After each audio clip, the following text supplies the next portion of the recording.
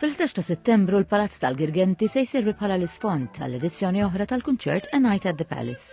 Dan il-kunċert ban nobli se jtella bis-sem tal-Orkestra Filarmonika Nazzjonali. F'konferenza tal-aħbarijiet Mart il-Prim Ministru Dr. Lidja Bela spjegat li waqt il-kunċert se jkunu qed jinġabru donazzjonijiet tas-santwarji tal-annimali. Qalet li ta' kuljum isir ħidma sfiqa favur l-annimali mingħat ta' volontira u raddet ħajr lil volontira għad-dedikazzjoni tagħhom bris id-drittijiet tal-annimali.